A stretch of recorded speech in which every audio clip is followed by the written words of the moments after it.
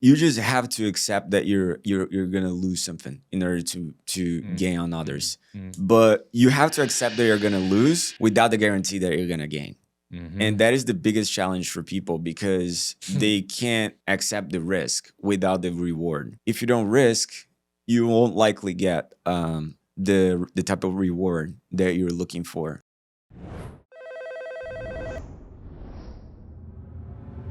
All right, guys. So today's episode, unfortunately, had a little bit of a malfunction.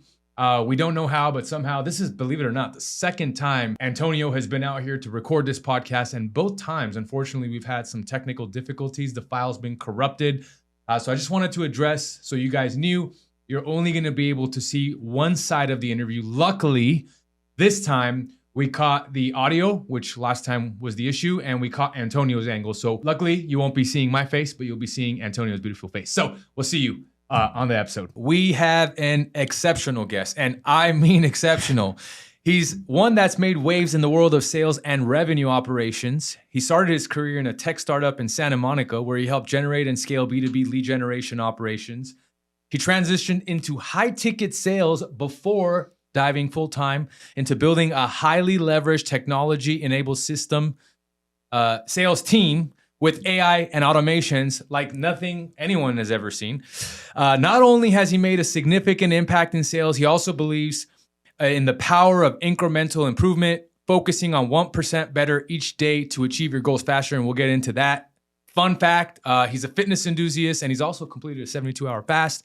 At 21 years old, with zero experience on the phone, he immersed himself into learning and making $15,000 his second month of commission-only sales. He's faced his challenges. He's always figured out a way to overcome them. Guys, get ready for an insightful conversation. I want to say this person right here is probably responsible for the reason the sales agency has been able to scale to over $200 million in just 5 years. He's a surfer, a husband, a brother to me, and I should say a brother from another mother to me. And he's the definition of savage. I call him Mr. Next Level. Guys, help me welcome the one, the only, the Antonio Man. What's up, Antonio Man? Let's go, man. Awesome. Thanks for the intro. That's epic. Yes, I think you might have forgot, because one of the things that happened here, not a lot of people know about this, but you will now, is Antonio was here about 6 months or so ago, and we recorded this podcast. We had a little bit of a technical malfunction. And so about 3 minutes of that episode is what the audio caught, and ooh, my neck got pulled. And that was about it. And so we're here now. We're going to redo it again. And so I'm confident that is going to be a next level episode. But what I want to start with, dude, because this is the one thing I've noticed about you, Antonio, and it really inspires me. You're from Brazil, right? You came here to the States, and I'd love to get into your story of how you ended up in Santa Monica and how you met myself, Rich, Ken, all of that. I want to definitely get into that.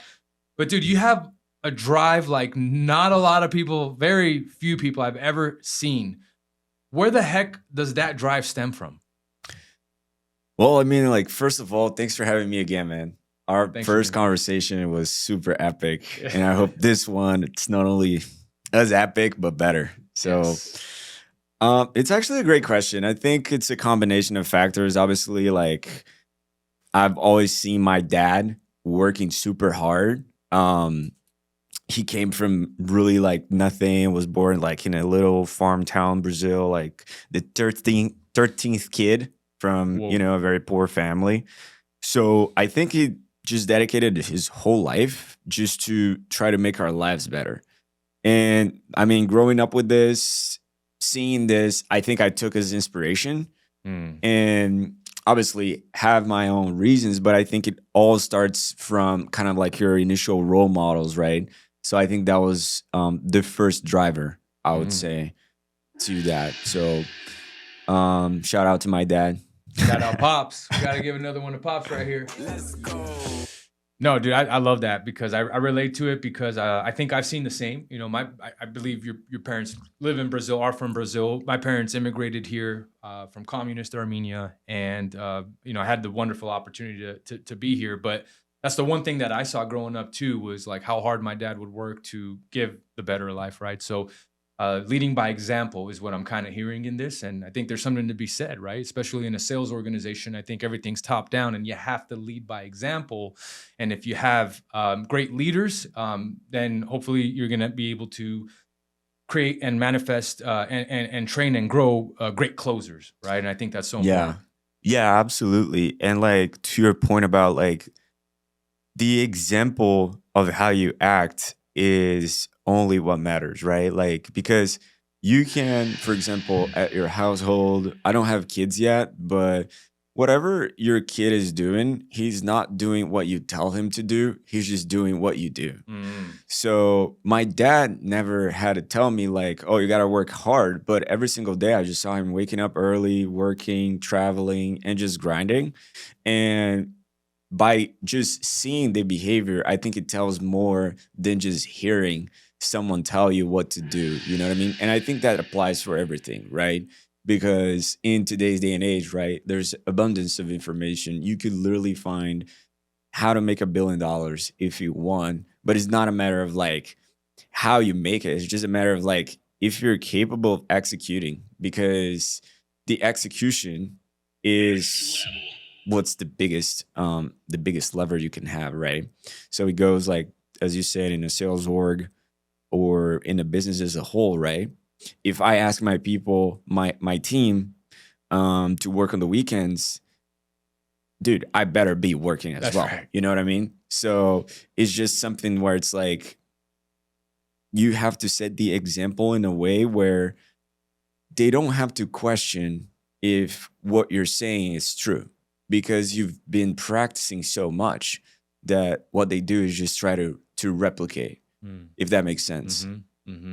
So yeah, it's a great question to start, by the way. It's a very big question. To piggy on that, like I'm curious to your thoughts. If someone hasn't had that example like you and I had, we've had, it sounds like, amazing fathers. If someone hasn't had an amazing father, but is looking for that or doesn't know where to find that, or just needs guidance, like what would you maybe recommend that person start if they haven't had that example growing up now, if they're looking to? Yeah, absolutely. I mean, there's something that I just would preface, right? Because even though like my relationship with my father and my family, it's what helped me kind of have this drive. At the same time, like people have the idea, at least I'll just share my example. The drive isn't necessarily like healthy to an extent, right? Because if you have a level of drive to accomplish something, you have to be willing to sacrifice a lot. So for me, for example, when I moved here, I was already going to school in Brazil. I was working in management consulting, and I've decided like to move to the US, where the currency exchange is it's much higher, right? So there was already a chip on my shoulder in terms of like, I got to show an ROI, so to speak. But there was no pressure from my parents. There was just something in my mind that would just tell me this, right? It's better be worth it. So when you get to school, like obviously a lot of people have a different mentality. So you have to be willing to pay the price for something that it's not guaranteed. And I think that's what I did. And that's what I do like until this day, right? Like it's not easy to just keep grinding all the time, to keep pursuing, to just keep trying to get things to improve, because that comes on the expense of time with friends, time with family, sometimes your mental health. So it's like, what I want to say, it's if you're looking for kind of enabling that drive within you, there's a combination between inspiration and desperation.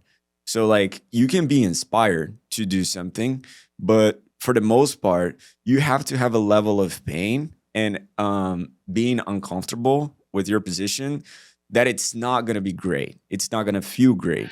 And that's what I think like it trips people up, because at the same time, they want to have that drive, but that drive has a lot of like collateral damage. Right. And that's what I'm trying to say.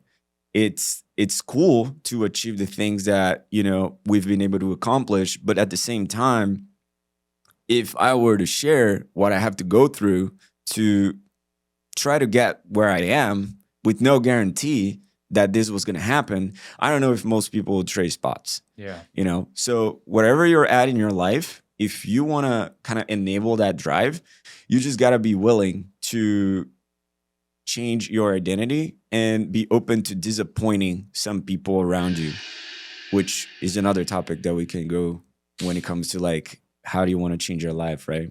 Yeah. Well, man, I think that's so powerful. And I mean, you said so much that I couldn't unpack there, but I think people should understand, you know, I want to talk like what I'd love to get into so people understand a little bit more about your story and how you ended up here, right? Antonio basically came here from Brazil. English is not your first language, correct me if I'm wrong, right? You realize there's a massive currency exchange difference coming here. And you realize you don't have the dependency of your parents and anybody that you know in Brazil. So you're basically starting from scratch over here. Now, I want to preface this and I want to understand like how you got to Santa Monica, what you ended up doing there, how you ended up meeting us and all that. But I want you guys to know, right? Antonio is someone who started in sales, right? But he got started in tech, came into sales to be commission only, had 15K months, right? And then eventually went on to be the tech wizard of 1cc, like literal wizardry. So walk us through, you're coming here from Brazil, right? You're started in Santa Monica, you landed your first gig. Like, how do you land that gig? And tell me about what you realized in that gig as far as them and their systems and how they didn't have basically any setups and how you brought that up into the organization and did what you did. And then I'd love to kind of, once you kind of share that, because I want you to talk about the journey. I want you to people to understand, like, it wasn't easy. Like, you had a lot of things and barriers in front of you that you had to overcome. You had to continue showing up, even though you did, like you said, you didn't feel like it, but you continued showing up. So walk us through, how did you end up here? How did you land the first gig? What did that look like? And I want to transition into the 1cc side. Yeah, absolutely. I mean, like, since I moved here, there was a series of events that kind of led me to have that drive. And to some extent, those events weren't as good, right? Like, in a sense of like, they weren't happy, they weren't fulfilling. So when I moved here, obviously, I had a visa that wouldn't allow me to work whenever I wanted, whatever I wanted. Mm-hmm. So I've always had in my mind that I wanted to work online from a laptop since I was like 16. So laptop lifestyle. Yeah, exactly. Moved to Bali, work online, X, Y, and Z. Like, since I was 16, I just dreamed about that. And when I moved here, I just saw that as the only opportunity for me to get something going, right? So when I got here, I was sharing a room with a guy from Hawaii, right in front of the train station. So it was like 6 a.m. The train was just like, dude, the doors would like freaking shake. And like, my dad, he had like the means, but he didn't give me anything in a sense of like, he didn't give me a car, or he didn't like made my life easy, right? So I just had like $100 rusty bike that I had to go like do groceries with, like a Adidas bag. And it was just like, I went from a place where it's like groceries were done and like you had a car and all of the like comforts, to a place where it's like sharing a room, living with 6 other guys, just having to go do groceries with my bike and an Adidas bag, having to take the bus.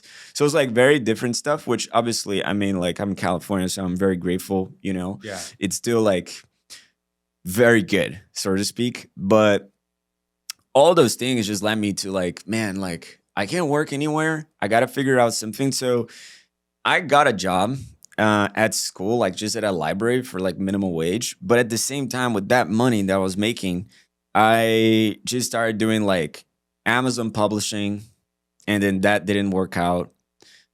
I started doing, so it's interesting because with the Amazon publishing, it was a very telling moment, because when I started, it actually started to work out in a sense of like, I was making $300 days, like in my second month. Wow. But whenever I shared this with people, they weren't very happy about my success. So that was like one of the first moments where I've noticed that, like, for me to get where I wanted to go, I had to just make some decisions, right? And this was happening, this was good, but at the third month, my account got shut down. So Jeez. I just completely lost everything. And it's interesting because Amazon has a 60-day payout window. So I actually didn't make any money. Dang. The first month was very bad, and then the second and third were good, but the account got shut down. So No I money, ended up honey. making zero money, spending all my money like from work into this, and I was just literally eating like minute rice and canned tuna like almost every day and cottage cheese.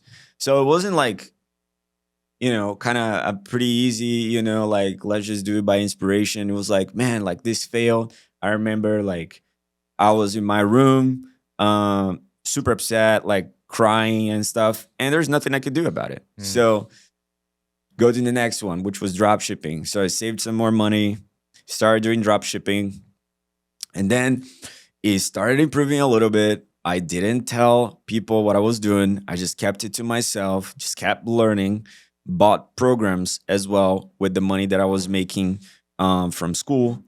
And then, long story short, I started scaling this one product, and it went to a point where I made a 40K month in revenue and made about like $9,000 in like profits with ads, costs, taxes, and stuff. And then my PayPal account got shut down. So basically with drop shipping, how it works is like when you sell with PayPal, you have to import the tracking codes into PayPal. Otherwise, they're just gonna like shut down your account. And that's what I did. So I had about $18,000 there, which they withheld for 180 days. Damn. And every money that went through that came in after this suspension, 20% of it I could withdraw, and the 80% I could only withdraw in 180 days. So it was basically like zero cash flow. Yeah. So I had to borrow money from my dad to buy the inventory that I had to ship, and I had to shut everything down. And that was the beginning, right? Like it wasn't that cool. All the money that I made ended up being lost in the sense of like I had to use for things that I wasn't expecting. But, everything that I was doing, I was learning something. I was learning a little bit more, not only about like the technical stuff, but a little bit more about me, right? Of where do I want to go? What do I want to do? And just reinforcing, right, that it was possible. Yeah. So when I failed on these two things, that was like a 2-year period where I finished my college in Santa Barbara. Dang, so 2 years has gone by in all of this different stuff you're experimenting with. Yeah, and then... Did you guys hear that? 2 years. This wasn't an overnight process. This wasn't a couple months. This wasn't a few months. 2 years. Yeah, and I mean, like, it goes back to even before I moved to the US. I had like YouTube channels in Brazil. Like, I always tried to make something, and that's what people don't realize. Like, it's hard. Like, it's a fact that people try to sell as if something is easy and like guaranteed, but it's pretty hard. Like, it's very hard, very difficult. Obviously, you gotta persevere a lot, and you gotta be willing to take risks. So, and it's something that I didn't say, but like when I was doing the drop shipping, I needed more money because I wanted to buy this program. And it was $3K from like an e-commerce guy. And my friend used to work in a car wash. So I started working in a car wash. So I was doing car wash and working at school and doing the drop shipping. Damn. While I was like kind of trying to make things work, because that money I could just save up and use for my ads, testing products, and all of that stuff, right? So I mean, like, when I was doing that, obviously I looked around and all the people that were going to school, like the majority of them weren't like doing that, right? So it goes back to your initial question of the drive. What pushed me? I mean, the fact that I just wanted to be different, you know, I just wanted to make money, man. Like I wanted to accomplish the goal that I had, which was to be able to generate an income online and literally like get an ROI for what I was doing in terms of coming here and like spending all this money. So I didn't go to a lot of parties when I was in school. I didn't date a lot of people. I didn't like make a lot of friends. So if people were to ask me like, "Oh wow, like why do you do what you do and like what's up with the drive and stuff?" I mean, like you just have to accept that you're gonna lose something in order to gain on others. But you have to accept that you're gonna lose without the guarantee that you're gonna gain. And that is the biggest challenge for people because they can't accept the risk without the reward.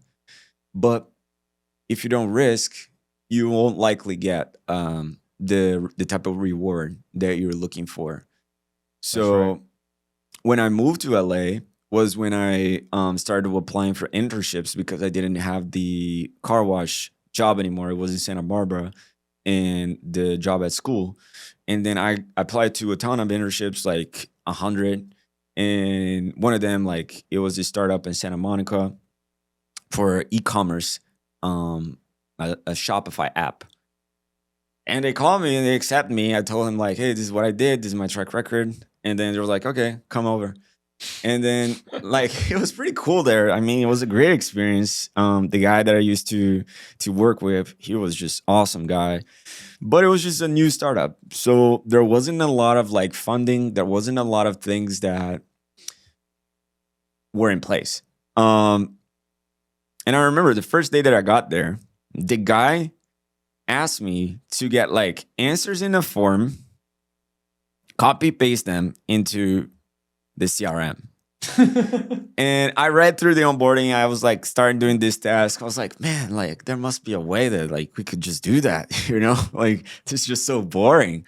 And then I Google it. I found this tool called Zapier, which is now like almost everybody knows and uses and all that. But that was like 5-6 years ago, I think. Yeah. Not as popular. Yeah. And then I just set up the Zapier and I told him like, dude, set up the Zapier. They submit the form, they go to CRM, and if they are not qualified, they receive an email saying they're not qualified. Amazing. So what else can I do? And then like I was just trying to like eliminate the busy work by automating if it was just a standard task with like specific sets of procedures, right? And then I kept doing this. And that was a point where my money from PayPal got released. Ah, the 18. Yeah. You got taken 20% of it. So whatever was left. So there was left about like 18,000. I had to pay back my dad $10,000. And then with this $8,000, I bought another program. The program wasn't like 8,000, was 3,000. But it was a program called Sales Process IO. Sales Process IO. From Nick Cosman. It was a great program, man. Like, I just devoured that thing, like, watched multiple times. And there was a section there for outbound prospecting. And when I learned about that, and then when I realized that, like, they weren't doing that, they were just receiving inbound leads, I was like, guys, can I try to do this here? I just have this mapped out, and just I implemented the process that I learned in the program there, with their approval, of course. And it ended up like generating, you know, it's not a lot of leads, but it's like 40, 50 extra leads a month from like specific Shopify stores. Because the app was just like a marketing app that you would put in your store. It was a pixel. And then you would retarget your audience on a performance based. So like they would just charge for ads if the person clicked through through their ads. Mm-hmm. So they needed to get like big companies because otherwise they wouldn't have the traffic. Right. They needed to make money. But out of this 50, like 2-3 converted and they were pretty good. So I was like, great. And then when we started doing this, which was like LinkedIn outbound, we started generating results. And then I started realizing, man, like I can do these things, you know? And all my knowledge from like Shopify and the Kindle stuff like helped me to figure out how to do this, right? Because knowledge is just one of the highest leverage things that you can have, right? But that knowledge has to be has to be linked with agency. I just kept doing that to the point where by the time I left there, they had a email outreach process and a LinkedIn outreach process that was just repeatable and it generated results. So I know that I left them in a better place than I found. Yep. But if depending on like my drive, depending on like how I perceived the initial task that I was doing, I could have left there just like copy and pasting the form, you know? Yeah. So it goes to show that like a lot of people, they just like to be told what to do. That's it. And if you like to be told what to do, you got to accept what being told what to do gives you. And it's not like $1 million a year or like $2 million a year. Definitely not. So definitely not. You just got to accept that. Yeah. But if you want to change, you just got to have agency. And by agency, I mean like if you are in El Salvador's prison, right? Maximum security, you're there. There's no way out, but you can make one phone call. Who would you call? That is the person with the highest agency that you know. It's the person that it's not going to say like, I'm sorry, Mike, I'm not a lawyer, man. I don't know what to do. They're going to be like, I'm going to figure out. Don't worry. And to tie that into like today's like reality, right? Where we've got like hundreds of sales reps, hundreds of setters, like a big operations.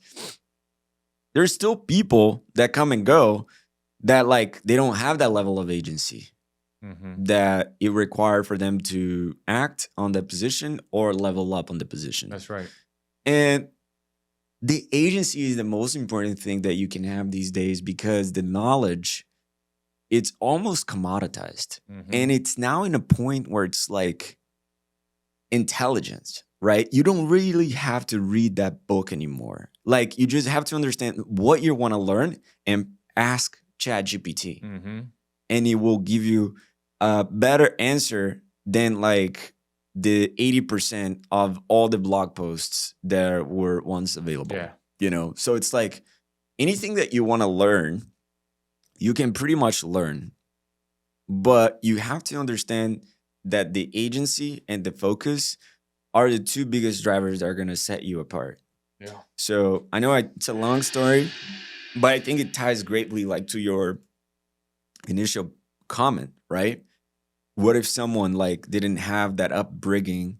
What they can do about it if they want to be more driven? It's just like, first of all, my upbringing wasn't good. Like it was great to a sense of like my parents were good. They didn't divorce. Like I had siblings and stuff. But my dad, like that drive came with like a lot of like aggression, you know? So it wasn't something that it's like inspiring. It was frightening sometimes. I got you. Yeah, same way for me. So it wasn't like, oh my God, my dad is a hero and stuff. It was like, oh shit, he's at home. Oh my gosh. I mean, like, so, you know, people just got to understand that. Yeah. What drives people sometimes, it doesn't come from like this enlightening, like beautiful, inspirational source. Sometimes it comes from like dark sources. Chip on the shoulder. Which, if you take it for good, it will set yourself up to accomplish. How you use it matters. Absolutely, right? Like if, let's say, there's that story that a lot of people talk about, right? That is like, if you and I, we're bricklayers and we're putting together this church, and I ask you like, oh, so what are you working on? Like, what are you building? And you say like, oh, this is just another project. I'm just building this thing here and should be done in like 2 weeks. But if you ask me and I say, I'm building the house of God, you're doing the exact same thing. You have the same inputs, but the context at which you're taking what you're doing is just in the next level, Mm, right? So mm. regardless of where you're at, you can be working at McDonald's, you can be working at Dunkin' Donuts. You can't be unemployed right now. But if you understand where you want to go and you have the agency and you're willing to pay the price, there's almost nothing holding you back these days from accomplishing a life of like financial stability and success, as long as you're willing to pay the price. And that's what trips most people up.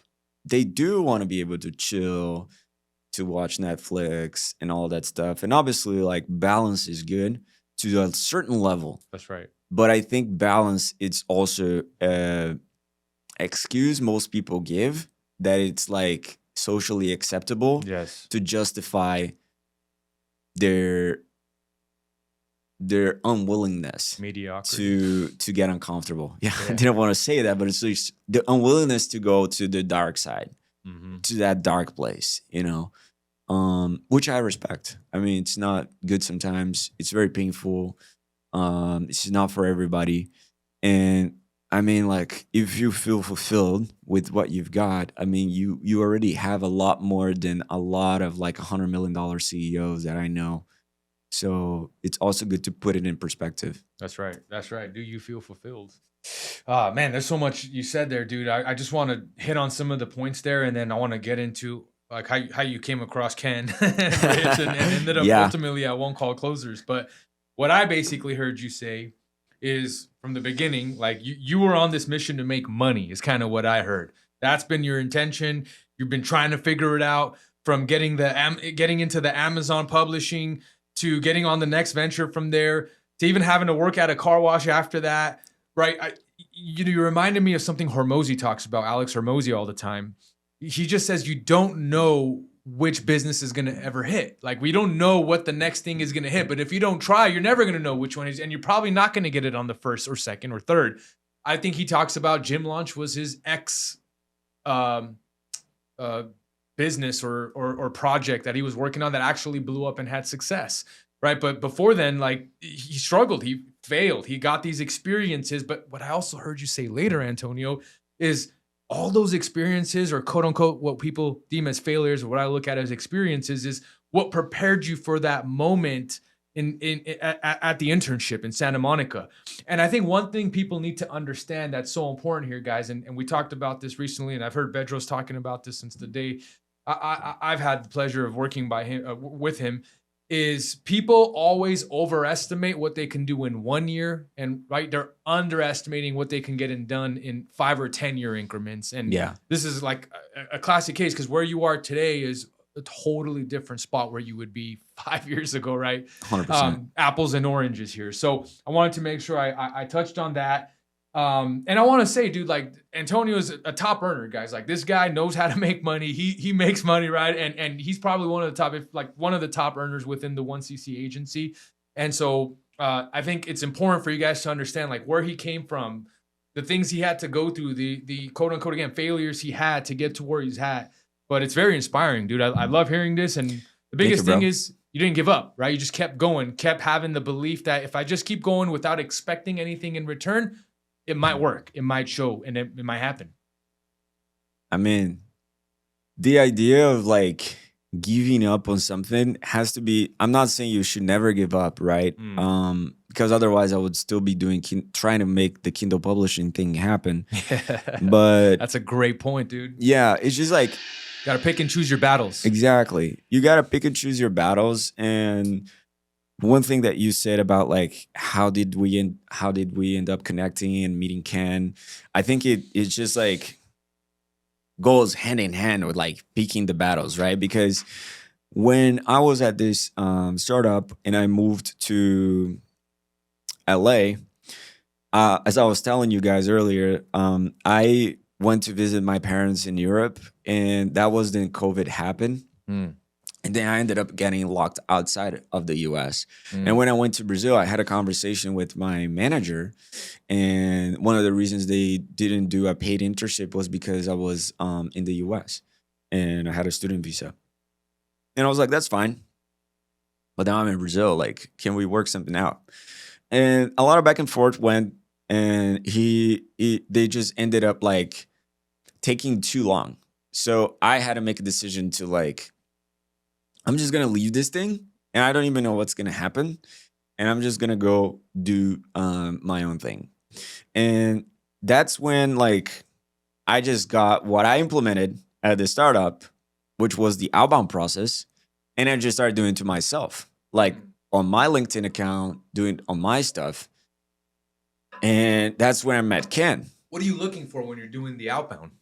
Just selling the process that I built, Got it. so to speak. That was the only thing that I knew. Got it. Basically. So I was and like, now you have certainty and confidence because you're like, hey, not only did I take the risk and invest in myself, I actually implemented this shit. And guess what? It worked. Exactly. So your confidence probably boosted where you're like, you know what, dude, if I did it for this organization, I did it for free at an internship, I can definitely get paid for this. 100%. And that's what I try to implement. And I talked with a lot of people, but there was this guy called Ken. Shout out Ken Lynch, baby. And that was like literally like 10 days after I left the startup. I just started. It was just like kind of first week going all in. And then he got back to me. I was like, man, I'm going to close this guy. This guy's right here. This guy's so close. And then we went a lot of back and forth. He told me it wasn't like this franchise and X, Y, and Z. And then I was like, dude, this guy's a hot lead. I'm never going to like let go of him in a call without booking another meeting. Like, and I just did this intuitively because I was like, man, all right, you can't do it right now, but what about like next week? I just want to make sure we're staying in touch, so to speak. When Ken, we started chatting, like it was not only until like 2 months later where we got like introduced to Rich. And I think back in the day it was you and Chandler as well that was like in a call. And throughout this 2-month process, I was talking to Ken almost every single week. And I was just trying to like, obviously, if I just wanted to close him on my services, that didn't work out very well. But I was without any opportunity, so to speak. And he was like, dude, I love what you're doing here. Like, I want to introduce you to this guy. He just started this thing. And I think you guys would do great. So let's set up a call. And that's how like I met Rich. And that was really, really in the beginning, man. Like, he was asking me to call a list of leads from one of the clients and just call the leads and try to close them, like outbound. I was like, dude, easy. It's what I do, baby. Yeah, easy. Like, give him the list. And then, long story short, it ended up that I just got straight up into the inbound calendar right away. And I never forget. Things got busy real quick. Yeah, and I never forget, like, I started at my, it goes back to your first question.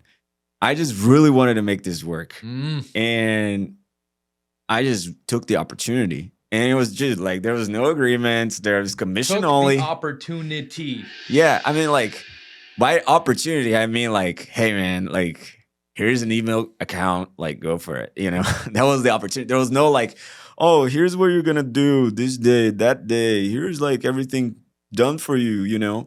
That was the opportunity. And I was like, all right, let's do it. But I had to start at my dad's birthday. So I literally start September 7th at my dad's birthday at our beach house right after the launch. And I was like, dude, I'm just going to do it right now. Like, I can't wait, you know? Yeah. And I was just terrible. I was so bad at sales, man. But I started, and I remember this first call, dude. I was just sweating because it was super hot in Brazil, and I was just sweaty. My face was shining. I had terrible light. It was just awful. It was a bad call, and it was funny because I just kept going. And there was a day where I jumped into like one of those tools, right? That we see the call recordings and stuff to listen to the calls, listen to Ken calls, listen to your calls. And I stumbled across a call with Rich and Trish. And Trish was like, hey, have you heard like this kid's call? Like Antonio's? And I was like, no, why? It's like, man, they're so bad. Like, she didn't say that way, but she said like, oh, he needs some work. Yeah. And then I sweat cold right away, man. I was like, dude, I'm gonna get fired. Like, I really need to step up my game. So I did. I mean, like, I talked with Ken. I told Ken, hey, Ken, listen, man, like, I'm not that good, but I really want to get better. Tell me exactly what I need to do, and I would just do it to a T. And he was like, dude, you got to listen to the calls. You got to train the script. You got to do the role plays. And that's what I did, bro. Every day, I listened to a ton of, like, I woke up and I went to bed. Shocker. Just listened to the calls, rehearsing the script, role playing, saying the words out loud because I knew that English was not my second language. And I felt that, like, if I had like a broken English, people wouldn't trust me. You know, you got those phone calls, kind of overseas. Immediately break trust. It's just like, and nobody was going to buy like a 10K program like that, right? Unless I was like pretty good closer, right? But I wasn't. So I was like, dude, I just got to say this thing like perfectly. Tonality, everything. So I just kept going, bro. Like, I kept going. I kept training. I didn't train for like 1 week, 1 hour. I just woke up and went to bed, bro. Like, training. Obsessed. At the mirror, listening to the calls. When I was going to work out, listen to the recordings. That was just like, I just absorbed myself into the opportunity. I wasn't just like trying to get my feet wet and just seeing if it's going to work for a couple of hours, X, Y, and Z, which a lot of people do, right? And I don't blame them. I mean, like, they may be in a different stage of their life. I was like 20-year-old and I didn't have a job. So, I mean, it's a different situation. But I definitely wanted to make sure that I gave my 110% to make this work. And the way it worked was pretty interesting because goes back to like the failures, right? I've soon realized that like we were receiving leads, but we had this list of leads that we were not like reaching out as much. And I've noticed that there was a lot of people there that I could talk to.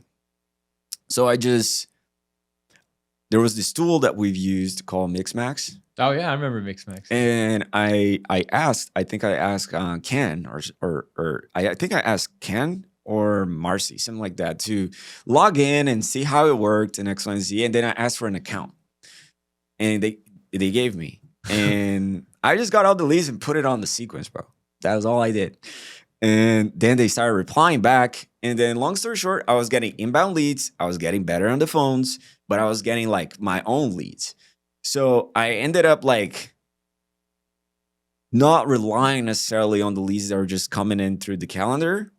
I was just like super rudimentary, just like Sheets and MixMax, manually importing them there and just getting back to them on Gmail. Like nothing too crazy. Keep it simple. But on the first month, I did $800. And I was like, okay, I did $800. I mean, I made some money. Yeah. And I knew how much money Ken was making. So I was like, dude, this guy is making this amount of money here. Yeah. So we're not trying to talk about money here. He was probably banging out big months, 15, 20 plus. Yeah. I mean, like, I saw 1 month he did like 25K. So I was like, dude, he's doing that. I mean, he's good. He's great. Like, much better than I am. But like, I just need to practice more, you know? And long story short, like, second month, I ended up doing like 15K. Because Come on, 15K, baby. Yeah, that was pretty like second month from $800 to 15 freaking thousand. Yeah, that was very life-changing for me because, like, first of all, I realized that like sales is how to make money. Is the way. It's how to make money. Like, it's interesting because like these days, and it's what I think most people don't realize. There's the business, right? And there is marketing, customer support, fulfillment, X, Y, and Z, finance, and there is sales. And if you were to look at the business is sales. Yeah. Like, everything happens not like just happens to make sales, man. Like that's the reality. So sales is like the key department in the business. And salespeople are like the key people, right?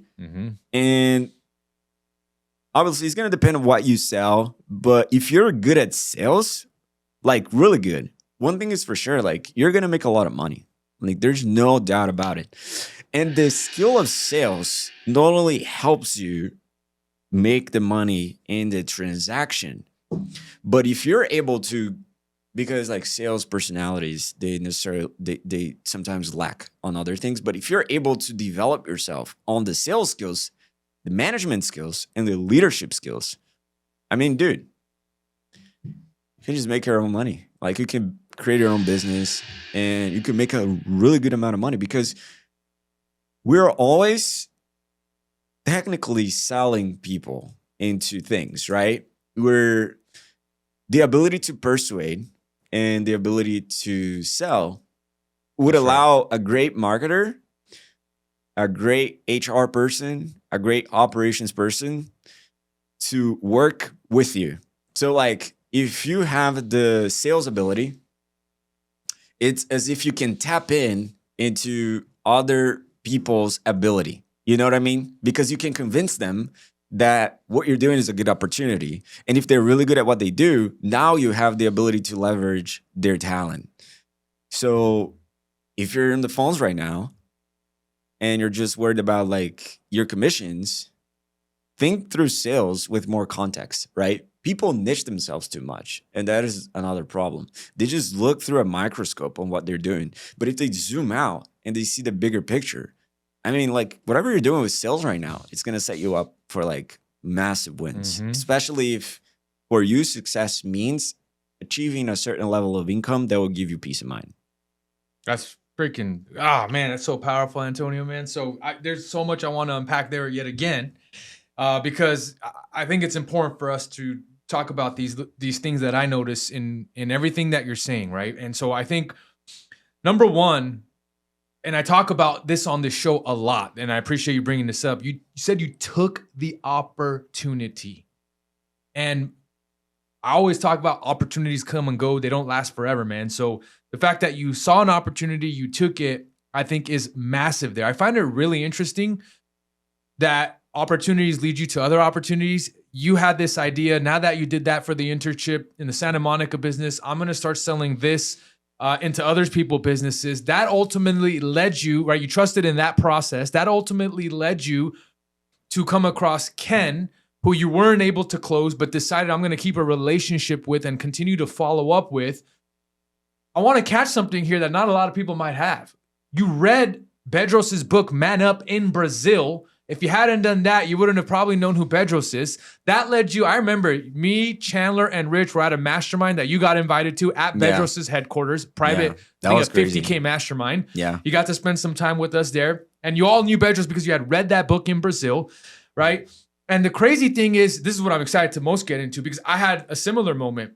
You saw a call of Rich and Trish, and you're like, they were like, hey, this guy needs like work. And you said to yourself like, oh my gosh, I'm going to get fired. And you started really, what I heard you say is you took things to 110%. I've told the story 4 or 5 times, so I apologize if you've heard it. I shut down my trucking company. I committed to a 1-year lease to an apartment, and I got married all in the same month. And I left everybody and everything I knew 2 hours away to work for Bedros. And I got in there. I didn't even start off in sales. Bedros started me off in marketing because he's like, dude, you need to learn more about the marketing message before you get on the phone. So I did that. And I'm like, man, I'm not even making the amount of money I came here to make. Like, marketing's not paying bills for me, and that's not what I came here for. Anyway, a couple of months after Bedros moved me into sales, that's where I met Ken. I think he got introduced as sales director after I was there. And dude, one day Ken pulled me aside and he's like, man, Mike, I got the greatest news to tell you. He's like, come here. And he took me to that conference room we were having the mastermind. He's like, I got the greatest news to tell you, Mike. I got fired up. I'm like, oh man, what's this great news, bro? He took me to that conference room we were all sitting in. And he's like, hey, bro, he's like, if you don't start closing, I got to let you go. And I was like, oh, shit. Like, when you talked about, like, you started sweating, getting some type of way, in my mind, I was like, dude, I left everything and everybody I knew for this. I just got married. Like, I have a family I need to support. I committed to this. Like, I don't have a choice but to figure out to make this work. And if I was being honest with myself, dude, I wasn't giving 110% effort. I was going home at 5 and I was chilling with the wife, chilling on Netflix, just jerking around, like not doing anything freaking that is going to help me propel, get to the next level, which is, hey, watching calls, watching other people's calls, watching your own calls, studying more, like being 110% committed now. Yeah. I didn't get there until Ken pulled me aside and had that conversation, that what we call the come to Jesus moment. And I'm grateful for that, because if he never did that, I might have not got my act together. So I think there's something to be said about accountability there, right? And just like it's funny. I find this funny when people know they're gonna get let go and they're gonna get fired, they start performing. I don't know, for whatever reason, some magic happens. When people find out they're not going to be on the offer for very long, they start closing some deals. And it's just so funny how I always see that, but I've experienced that myself. And you kind of saw that looking at Trish and Rich talking about you on that call. So I love what you said about you stepped up your game. And then you also said, dude, you gave 110% effort. And then what I found really interesting is you took the opportunity and you asked Ken if you can just do all this stuff, right? Nobody asked you to do it. Like you said, there wasn't a playbook. There wasn't processes put in place. You figured it out. FIO, right? Bedros calls it the figure it out mentality. And I think that's what a lot of people are missing, because they're, to your point, you said earlier, they're waiting there, sitting and waiting to be told what to do. And that's not necessarily what's going to propel you in sales, at least from my experience, you know? But you're right, dude. Sales is the most important department in any organization, because you know, marketing will get the phone to ring, but sales is going to continue to get the cash register to ring. And the only way to have a business survive is to have revenue coming in, right? And so that is the most important piece there. So dude, that's freaking awesome. I appreciate you sharing that. $15,000. That's incredible, dude. Your second month going from $800 to $15,000. And then, so let's get into, you know, you realize, okay, like I could close, and I'm kind of looking at like, man, you're kind of an exception to the rule. You're almost like a jack of all trades. This guy went from doing this, to figuring sales out, to figuring out to the next stage. And then we can get into other stuff after that. But dude, then you came across a behemoth, and now you were prepared because you had already done the work. You scaled Dean and Tony Robbins, you scaled Robbie, you scaled other accounts within the agency. And then one day, you know, we brought on a behemoth of an account. We called it the enterprise, an enterprise style account. And you had all this experience. How did that opportunity come across? And then I know you've had huge impact that you've done there. Walk us through, dude. Like, how did that whole process go? And just any insight you want to kind of share as to what that next level looked like for you. Yeah, I mean, like, there's a series of events after that 15K month that led me to that position. But one thing you started saying, talking about the opportunity. And opportunities, they never sound as good when you face them, because like a good opportunity, it's almost always good when you look back or it's already too late, right? If I were to tell you like, dude, there's this stock called Facebook, like you can invest like $20,000 from this 19-year-old. He's just doing like these profiles for like Ivy League schools. You'd be like, dude, bro, like the hell you're doing? Like, why are you offering me this stuff? But it's like a trillion-dollar company. Yeah. But now, like when it's like a gigantic company, it's no longer a massive opportunity. You know, there's so much that goes into that like you can't become a billionaire with Facebook anymore, you know? So it's like Bitcoin, for example, like, oh man, this is stupid, right? But now like the trajectory that it's taking, right? If you were to buy Bitcoin in 2010, like it didn't look like as a good opportunity. It looked like internet scammy money. Yeah. But now it's just like this massive thing, right? So when we are faced with opportunities, like they don't sound like we expect them to look like when we look at the established past opportunities in the current moment, right? That's right. So people probably say, oh man, if I had invested in Apple like 20 years ago, I would be freaking like chilling right now.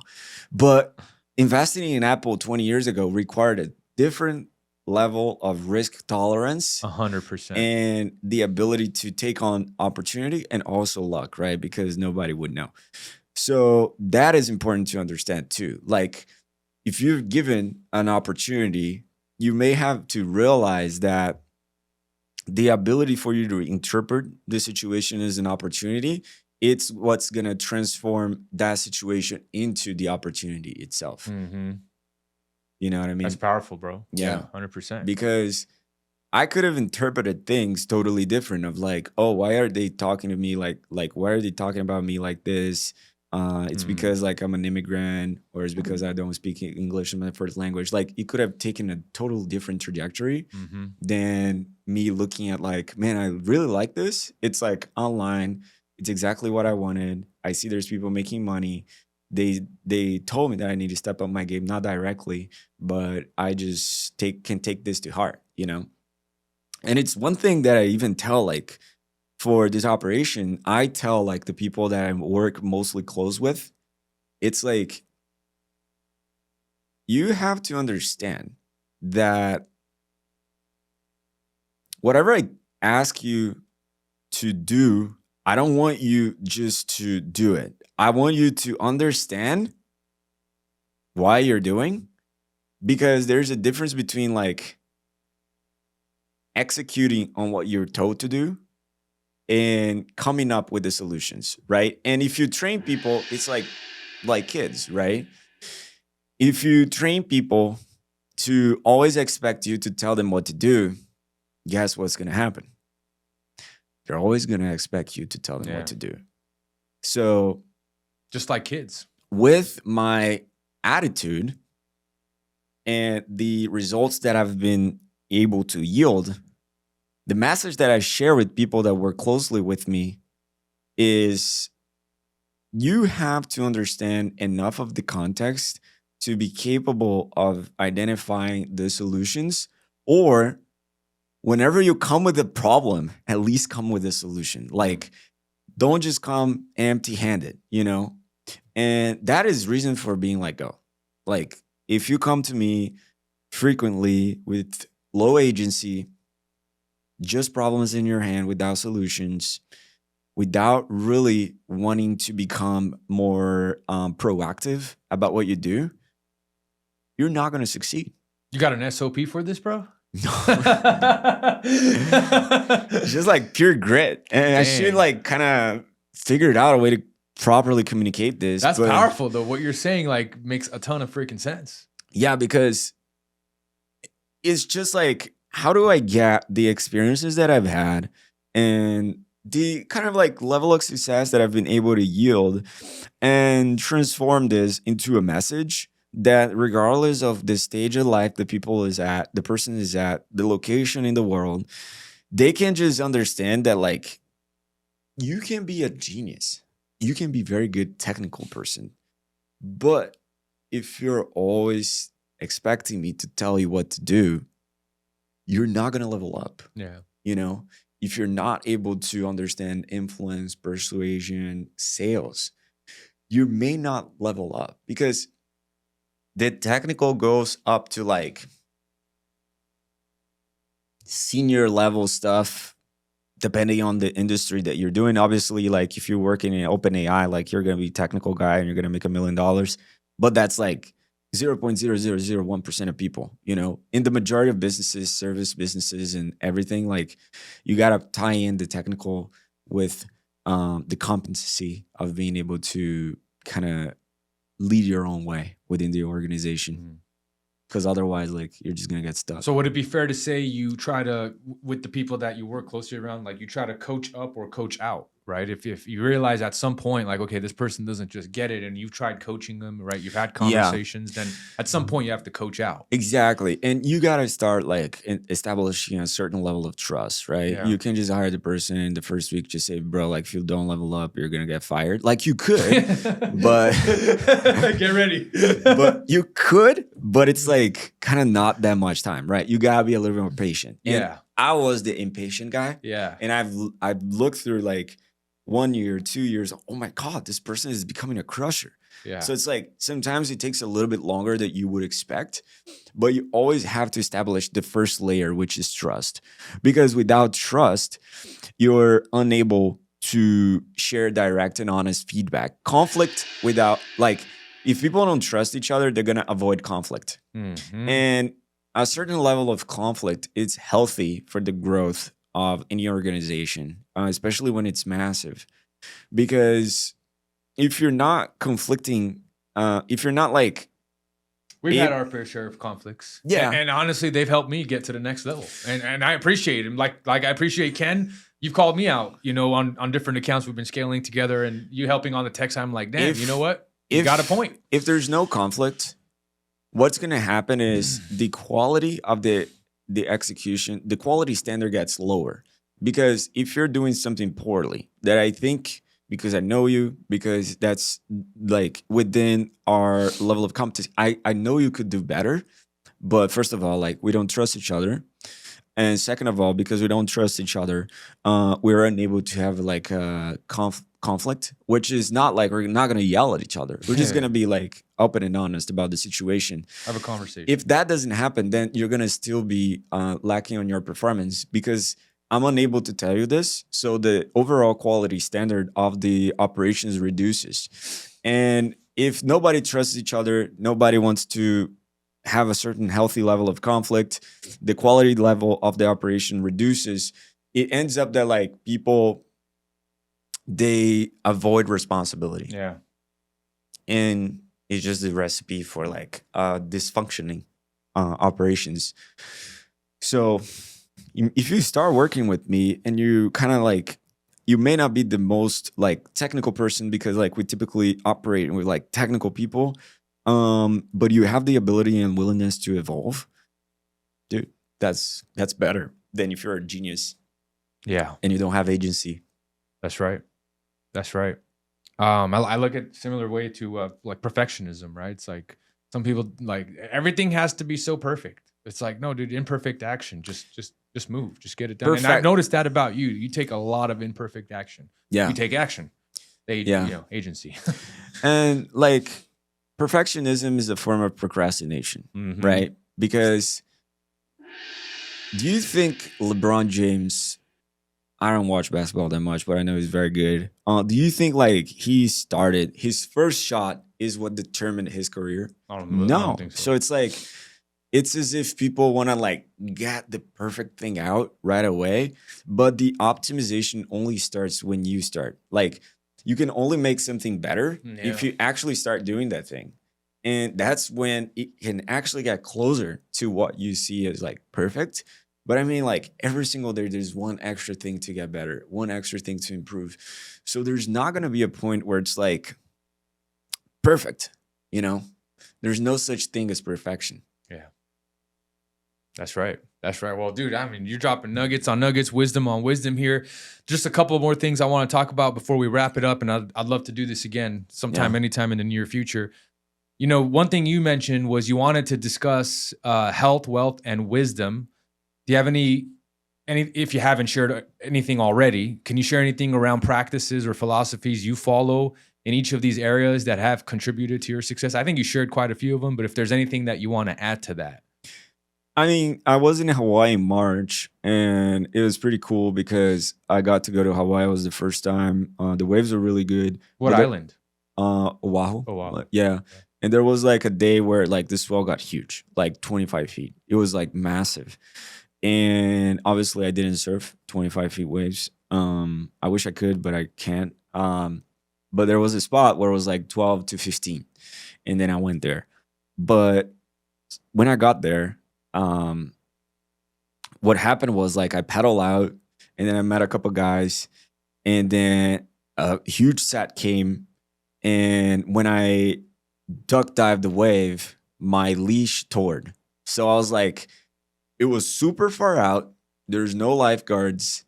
There was huge waves, and I was without my board because the leash thing like just tore. So I was tied to your leg or your ankle. Yeah, so there was only the little thing, but the board was gone. Oh, the board left. Yeah, I got you. I was just left like with nothing. And so, how many feet Dude, it was 50 far, feet, man. 100 feet. Dude, 200. it was probably like 400-ish. Oh, shit. Yeah, it was far because like in the harbor and there was like a huge jetty. So you had to like paddle out through the harbor to get to the actual spot. And I told the guy, like, man, like, I just need some help here. But the thing is that, like, going back to the principles, right? I knew that I just had to paddle for my life. I Fight or flight kicked found in. a new level of perseverance, of strength, of endurance, and somewhat like fulfillment in knowing that like I was capable of doing that. Yeah. You don't have to go through this, or you have to, I don't know, like, but through physical exercise and like tough physical things, it just allows you to break through a mind plateau that helps you succeed on other avenues of your life. So, I mean, if you're not fit, or I mean, if you could get fitter, it's just the easiest way to change your life because it's the closest feedback loop of improvement that you can have. Like, you can be overweight, and in like 90, 120 days, you can be like in shape. Yeah. But it's very rare where you're like dad broke, and in 60, 90, 120 days, you're a multimillionaire. Mm. But it's the same principles applied to different things. So health, wealth, and wisdom are like the values that I live by because they all stand for like the same thing in different aspects of what it means for me to be like a complete human, right? You got to be healthy. You got to have, by wealth, it's not like billions of dollars, but you have to have enough money to be able to enjoy life, you know? Have some freedom. Exactly. And be able to provide to your family. So that is important. But wealth, it's not only that, right? Wealth is like how your kids perceive you, how your wife perceives you. It's just a combination of things that goes beyond money. Mhm. Money can be the unhealthiest thing for somebody that is just obsessed by it and just doesn't do anything else other than think about money, right? They're gonna make money, but they're gonna to an expense of what, you Yeah. know? Yeah. And then the wisdom comes from like understanding that I'm not what I think, and your thoughts can make or break you to the extent of like, if you overthink things, you start believing that what you're thinking is who you are, but that's just your ego. Mm. And you can just observe negative thoughts and let them go by, and just continue doing what you're doing. Otherwise, you can just get in a rut, which Yeah. I've been multiple times, you know. Yeah. How do you get out of a rut? I try to go surfing. I think it's a pretty good thing because Is that like a pattern interrupt in your routine, or is that pretty routine for you? Like to go I surfing? try to go like, I mean, like it's so busy these days, but I try to go like summers more because there's more light. The waves are better in San Clemente. But the benefit of surfing is that like it's so complex in a sense of you gotta read the waves, you gotta read the water, you gotta read the crowd, you gotta use a specific board, you gotta be so present to be able to do.